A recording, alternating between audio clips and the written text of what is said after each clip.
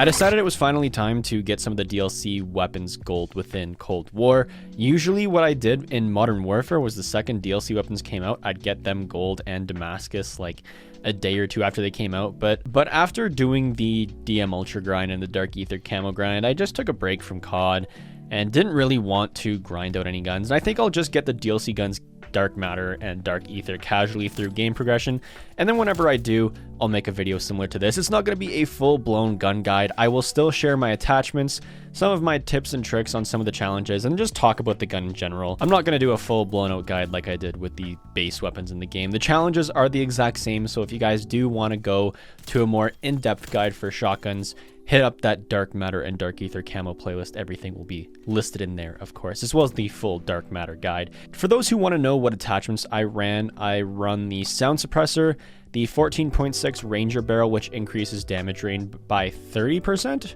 and then the Ember Sighting Point for that flashlight laser combination. I have the 18 round mag and the airborne handle grip. The reason I run these attachments is I just like how they work. I run the Gung-Ho strategy where you have the Gung-Ho perk equipped and you hold a lethal or tactical in your left hand and run around with your shotgun in your right hand, and you don't have to aim down sight and you're always ready to fire. I don't know if it's a bug, but everyone seems to use it for shotgun. So for the first time ever in the game, I actually ended up using this strategy and I quite like it. I just ran around and did that, and these are the attachments I used that benefit that play style. Of course, for your perks, have Gung-Ho if you do want to run around and not have to aim down sight with your shotgun. The laser sight helps tremendously because you don't have to aim down sight or even line up your shot because the laser sight does that for you. If you guys want, for your field upgrade, run the field mic. It will help with the Flora category much faster. And then smoke grenade or stun just to hold in your hand while you're running around with Gung-Ho. I had a lot of fun with the Street Sweeper. It's been a while since I've used a gun that has been completely enjoyable to use.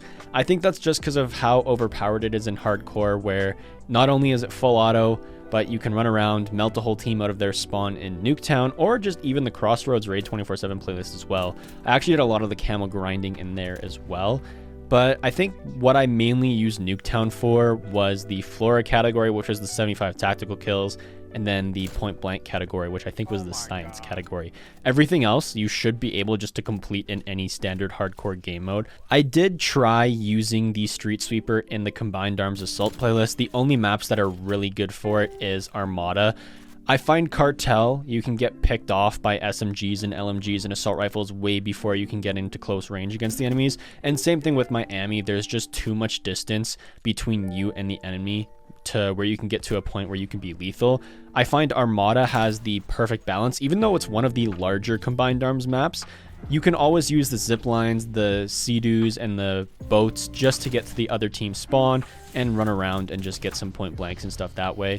But best way to do camo challenges is hardcore. I even found that getting long shots was super easy. I know I have the Sound Suppressor, which decreases your damage range, but if you have the 14.6 Ranger Barrel on, you will gain some of that damage range back. So you can kill enemies at longer distance. And in hardcore, as long as you can hit the enemy within your damage range, you're going to be getting one shots. I still don't think I've ever gotten a hit marker in hardcore with the Street Sweeper.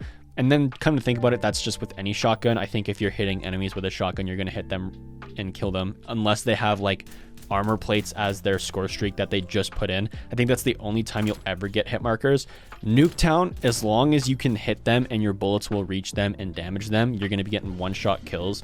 Spawn trapping is super easy, but one thing to look out for is when crossing middles, anyone with assault rifles and SMGs holding these sides of the map as you try to cross by the bus and the shipping truck, you can get melted extremely easy. And if anyone's camping in the houses or in the windows, the best way to use the Street Sweeper on Nuketown, get to the enemy's spawn building and just run around there like a crazy man. You can kill them running through their house, kill them coming out of spawn, and the guys that camp in the garage and just try to shoot across the entire map on Nuketown, you can get up beside them and get some easy point blank kills as well. Also, because the way Nuketown plays, a lot of enemies will be giving you point blank kills anyway, because you'll be turning a corner and an enemy will be right there and you'll get that point blank kill. Also, one piece of advice for those who haven't used the Street Sweeper yet, don't be afraid to just spam the full auto trigger on it. If you're turning a corner and you know an enemy's there but don't know exactly where to shoot, pre-fire the corner as you turn. The worst thing that's going to happen is you're going to die and respawn. The best thing that's going to happen is you're going to get a lucky kill where you don't know exactly where the enemy is, but because you're hip firing with a shotgun while using Gung-Ho, chances of you killing that enemy are a lot higher. Also, don't worry about reloading. For some reason, if you do get on a really good score streak or gun streak where you're getting bloodthirsties or even maybe a merciless, then start worrying about reloading. But if you're just running around in Nuketown, unless you're in a spawn trap, but if you're just running and dying, getting maybe 1 or 2 kills, dying, 3 kills, dying, 1 kill, dying, don't worry about reloading in between each kill. You got an 18 round mag, and even if you don't have a magazine attachment, you still have a decent amount of ammo in your clip ready to go. So ammo shouldn't be an issue. Expect to run and die a lot with the Street Sweeper. I don't think it's a really good gun to stay on long high kill streaks just because the slow reload speed that it has. When I was playing on Crossroads, there was a couple times where I would be going on like 7-8 gun streaks, and then I would stop to reload in either a corner or one of the garage by the enemy's spawns, and then I could reload a few shells and then go back to killing. But don't focus on reloading your whole mag unless you're a good enough player that actually can survive everything, which even then is going to be a difficult task on its own, because if you're in hardcore, anyone breathing in your direction can one-shot you. The only thing that won't one-shot you is like the really weak SMGs, and then maybe a pistol if you get shot in the foot. But even then, I think pistols are still a one-shot kill. So have fun with this gun. I mean, it's a good gun overall. I don't think I would use it in core or even in Warzone. It's fun in hardcore for what it is, but I would rather pick the Gallo 12 over the Street Sweeper in almost every situation except for running around on Nuketown and just going full auto while pushing an enemy spawn. I'm going to be making some commentary videos within the week in between getting these DLC weapons gold and Damascus and whatnot. So if you guys have any big requests, comment those down below. I've been getting a lot of them in previous commentary videos, so I will try to hit up as many topics as possible, whether that's something that you want to know for your DM Ultra grind, if you want tips and tricks for specific challenges. I am going to be making a hardcore guide. So for those players that actually don't play hardcore or find hardcore a struggle, I'm going to be doing tips and tricks for brand new players to hardcore, or just players that aren't good in hardcore, on how to stay alive longer, do better, and move around the map more efficiently, since hardcore does play a little bit different than core sometimes, especially with pre-firing and camping corners. Anyway, that video will be coming out in a week. Let me know if you guys did enjoy this video by leaving a like, dislike if you didn't like the video. There's no hard feelings whatsoever. It gives me some critical feedback on what to improve for in the future. Subscribe if you guys are interested in seeing more of my videos. I very much appreciate it. In the description, there's going to be some social media links if you guys want to check me out on other platforms.